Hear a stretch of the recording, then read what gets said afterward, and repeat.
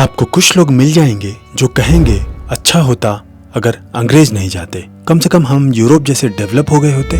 आपको बहुत सारे पॉडकास्ट और नीची मानसिकता वाले लोग मिल जाएंगे जो कहेंगे इंडिया इससे अच्छा गुलाम ही रहता। मानने में कोई हर्ज नहीं कि सरकारों ने चाहे किसी की भी हो वो काम कभी नहीं किया जैसा करना चाहिए था। भ्रष्टाचार, तंत्र, ब्यूरोक्रेसी, इन पर भी कभी वैसा काम नहीं हुआ जैसा होना चाहिए था। पर एक बात याद रखिए, पेट भरने के बाद गुलामी किसी को पसंद नहीं आती। आप तिब्बत का ही हाल देख लीजिए, जहाँ विकास तो हुआ लेकिन उनकी आजादी छीन ली गई। और यहाँ तो बात ही पेट न भरने की है, यहाँ तो बात है खाने तक न मिल पाने की। यहाँ बात है द ग्रेट बंगाल फेमिन की, यहाँ बात है उस विनाशकारी अकाल की। Welcome to in a call.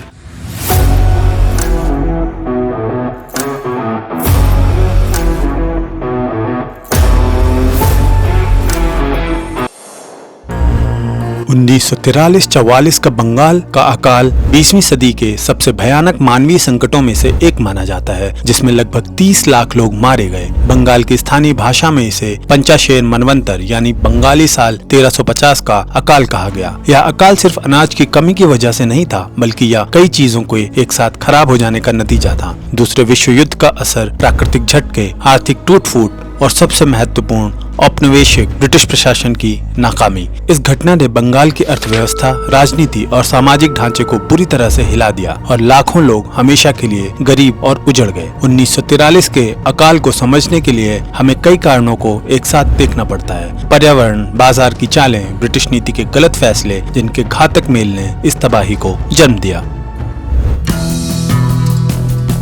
1942 में बंगाल अकाल की शुरुआत तब हुई जब एक भीषण चक्रवात और बाढ़ ने धान की फसल को तबाह कर दिया और उसके तुरंत बाद ब्राउन स्पॉट नाम की बीमारी ने बची कुची फसल भी नष्ट कर दी। इसी समय जापान ने बर्मा पर कब्जा कर लिया, जिससे बंगाल को मिलने वाला चावल का आयात अचानक बंद हो गया। प्राकृतिक आपदा प्लस युद्ध की सप्लाई कट प्लस ब्रिटिश नीतियों की भारी लापरवाही, इन तीनों ने मिलकर अकाल की नींव रख दी। इतनी बड़ी तबाही और लोगों की जान बचाने के बावजूद राहत काफी देर से पहुंची और यह देरी लाखों जाने ले गई। भूख और मौत के संकेत 1942 के अंत में दिखने शुरू हो गए थे, लेकिन ब्रिटिश सरकार ने राहत का असली अभियान नवंबर 1943 तक शुरू ही नहीं किया। लगभग एक साल की देरी। यह देरी इसलिए हुई क्योंकि औपनिवेशिक सरकार जानबूझकर इस संकट को छुपाना चाहती थी। उनकी प्राथमिकता युद्ध और सैन्य जरूरतें थी, जनता नहीं। इसी राजनीतिक दमन का मुख्य हथियार था डिफेंस ऑफ इंडिया एक्ट 1939। इस कानून के जरिए सरकार किसी भी छपे हुए कंटेंट को यह कहकर बैन कर सकती थी कि वह युद्ध के लिए नुकसानदायक है, यानी प्रेस असली हालत छाप ही नहीं सकता था। पहले भारत में जब भी अकाल आया, दर्दनाक रिपोर्टें अखबारों में आती थी और इससे सरकार पर दबाव बनता था। लेकिन 1943 में सरकार ने इस प्रक्रिया को ही रोक दिया, जनता तक सूचना ही नहीं पहुंचने दी। आखिरकार 1943 में जब कलकत्ता से बेहद दुखद तस्वीरें और रिपोर्टें प्रेस में आईं, तो मामला अंतर्राष्ट्रीय स्तर पर सामने आया। ब्रिटेन में खबरें सितंबर में पहुंची। पिछले अकालों की तुलना में यह देरी साफ दिखती है कि सरकारी सेंसरशिप और युद्ध को प्राथमिकता देने ने राहत को महीनों देर कर दिया और यह देरी लाखों मौतों का कारण बनी।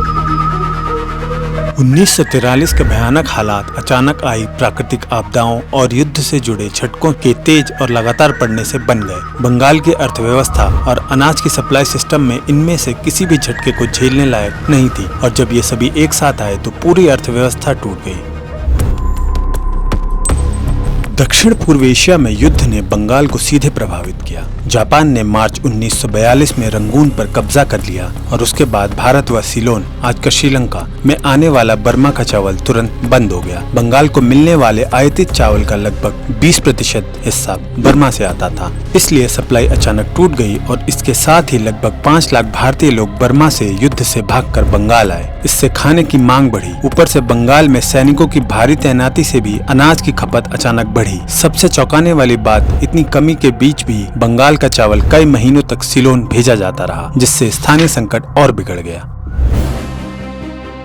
19वीं सदी के बड़े अकालों के उलट 1943 का बंगाल अकाल सूखे की वजह से नहीं हुआ था। यहाँ हालात बहुत अलग थे। सबसे पहले अक्टूबर 1942 में एक भयानक चक्रवात आया और बाढ़ से काफी नुकसान हुआ। इसके बाद मौसम गर्म और नम हो गया, जिससे धान की फसल में ब्राउन स्पॉट नाम की बीमारी को फैलने का मौका दिया। इस बीमारी ने 1942 की अमन फसल का बुरा हाल कर दिया। कुछ जिलों जैसे बांकुरा और चुनसुरा में धान की 10% से 90% तक फसल खराब हो गई। यह मौसम बीमारी की संयुक्त मार थी, जिसके लिए ब्रिटिश फेमीन कोड दुर्भिक्ष नियम बिल्कुल भी तैयार नहीं थे। इस फसल गिरावट ने 1943 की सप्लाई को बहुत कम कर दिया और आगे की आर्थिक गड़बड़ियों को और बढ़ा दिया।